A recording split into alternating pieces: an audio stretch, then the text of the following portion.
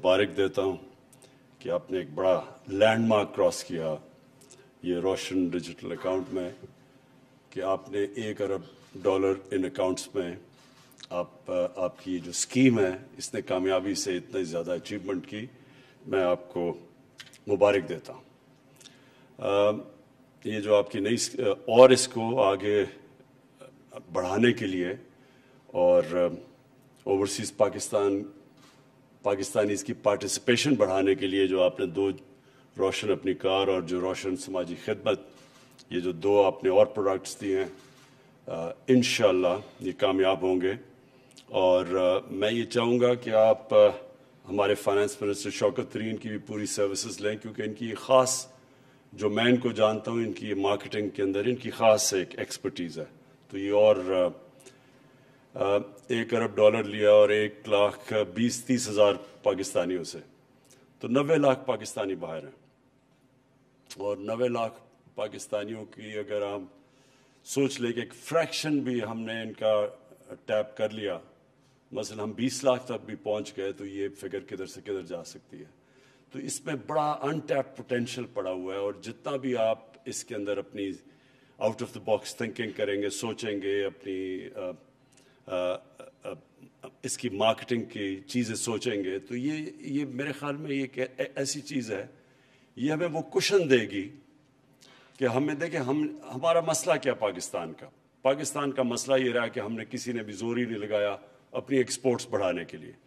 तो क्योंकि एक्सपोर्ट्स हमारी बढ़ी नहीं, वो असल में वो सबसे बड़ा एक रुकावट बन गई पाकिस्तान के आगे बढ़ने में। होता क्या था कि हमारी जैसी ग्रोथ रेट बढ़नी शुरू होती थी, वो जाके प्रेशर पड़ना शुरू हो जाता था हमारे करंट अकाउंट के ऊपर। वो जैसी वो डेफिसिट के ऊपर जाना शुरू होता था, सारी जो हमारी ग्रोथ रेट है वो इसलिए रुकती थी, वो जो बूम और बस्ट साइकिल था, कि हमें फिर डॉलर्स की कमी होती थी, क्योंकि जैसी जैसी ग्रोथ रेट बढ़ती थी, इंपोर्ट्स बढ़ती थी, डॉलर्स की कमी होती थी, एक्सपोर्ट्स बढ़ती नहीं थी। तो जैसे डॉलर्स की कमी आती थी, हमें IMF के पास जाना पड़ता था। और अभी तक गालिबन हम पिछले 30 सालों में कम से कम 20 दफ़ा तो जा चुके हैं IMF के पास। और ये हमारी एक बड़ा अलमिया रहा है कि किसी ने लॉन्ग टर्म प्लानिंग नहीं की।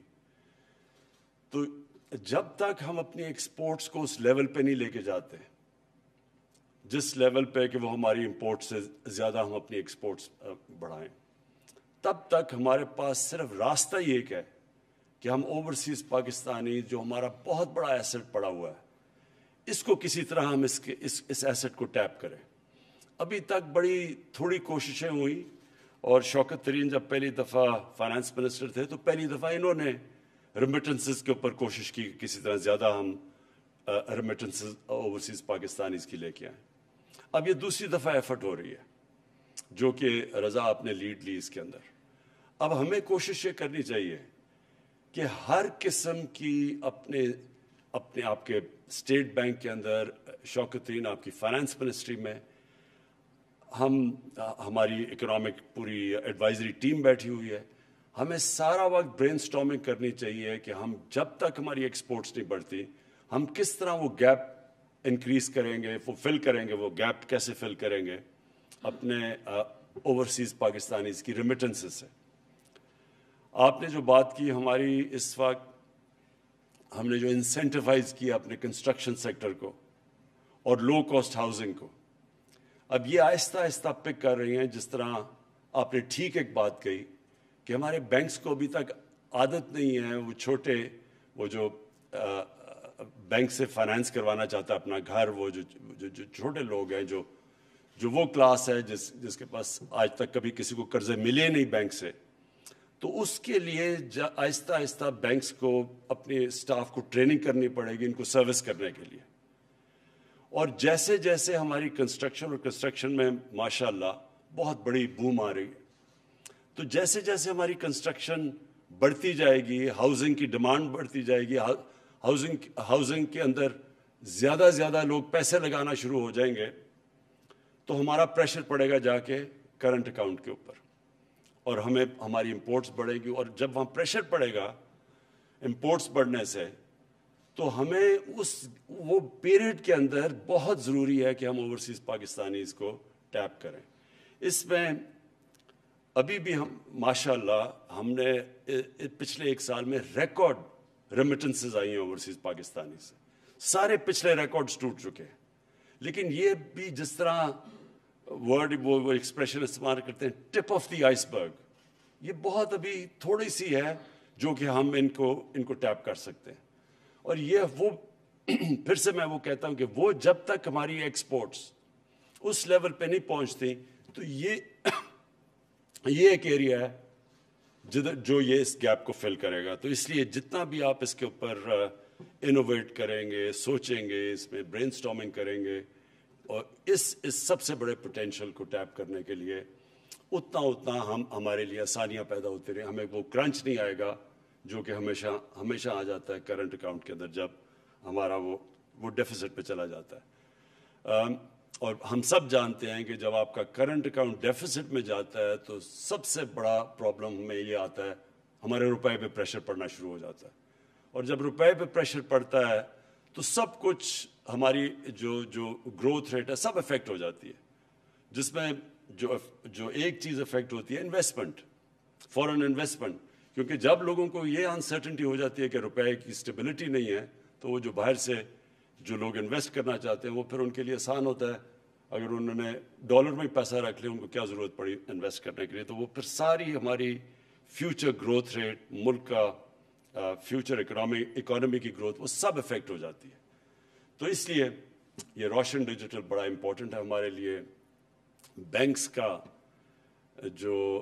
کی ابھی تک جس طرح کی وہ ہمارے ساتھ چلے ہیں, میں ان کا خاص آج ان کو اپریشیٹ کرنا چاہتا ہوں, خراج تحسین پیش کرنا چاہتا ہوں کہ ہاؤسنگ میں بھی وہ کنیکٹڈ ہے. ہاؤسنگ میں بھی بینکس کی ہمارا رول بہت بڑا ہمیں چاہیے. اور دوسرا یہ جو اٹریکٹ کرتے ہیں ہم اوورسیز پاکستانیز کی ریمیٹنسز میں, اس میں بھی بہت بڑا چاہیے. میں آخر میں صرف ایک چیز کہنا چاہتا ہوں کہ ہمارا جو ایسٹ ہے, جو لوگوں نے اس ملک کی اکانومی کو افلوٹ رکھا ہے, جو بچا کے رکھا ہوا ہے, وہ ہمارے اوورسیز پاکستانی, اور اسپیشلی وہ ہمارے جو لیبر جاتی ہے.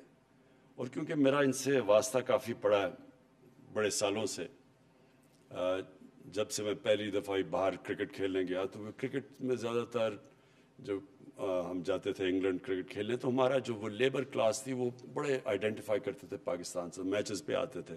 تو میرا ان سے تب سے رابطہ ہے, آج سے 50 سال سے. تو مجھے افسوس سے کہنا پڑتا ہے کہ ہمارے جو ایمبیسیز ہیں وہ جس طرح ان کو اپریشیٹ کرنا چاہیے ان محنت کش لوگوں کو جو خون پسینہ ایک کرتے ہیں. اور مجھے تو پتہ ہے کہ بیچارے کئی دفعہ 12 گھنٹے کام کرتے ہیں, ایکسٹرا شفٹس لگاتے ہیں, پیسے بچا کے اپنی فیملیز کو بھیجتے ہیں, اور 6 8 ایک کمرے کے اندر رہتے ہیں. اور جس طرح میں نے ان کو دیکھا ہوا ہے تو یہ بہت ہمارے اسپیشل لوگ ہیں اس ملک کے. ایک تو ہم ان کو نوکریاں نہیں دے سکتے, اپنی فیملی سے دور ہوتے ہیں اور بڑے مہینے دور رہتے ہیں, اور کئی دفعہ سال دور رہتے ہیں اپنی فیملی سے. پھر وہ محنت کرتے ہیں, اصل خون پسینہ ایک کر کے وہ پیسہ بچا کے بھیجتے ہیں, اور وہی ریمیٹنسز آج ہمیں پاکستان کو چلا رہی ہیں.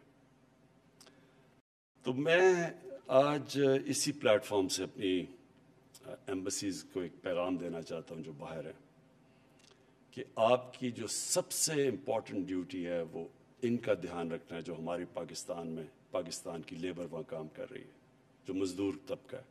جو پیسے والے لوگ ہیں ان کے لیے تو پھر بھی اتنے پرابلمز نہیں ہوتے.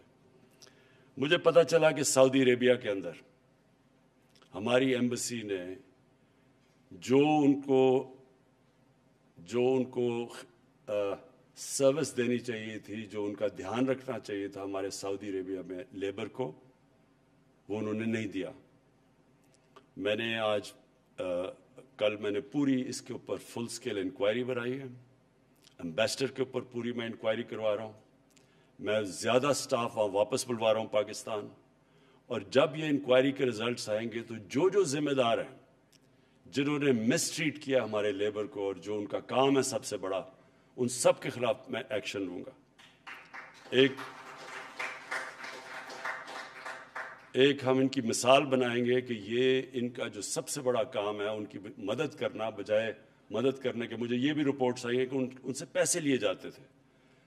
تو یہ میں آج صرف اس لیے کہہ رہا ہوں کہ اس میں پوری انویسٹیگیشن اب ہو رہی ہے، بڑی ہائی پاورڈ انویسٹیگیشن ہو رہی، اور جن جن لوگوں نے ہماری لیبر کو اسے ایکسٹارٹ کیا، مسٹریٹ کیا، اپنا کام نہیں کیا، ان کے اوپر ہم ایک مثالی سزائیں دیں گے ان کو.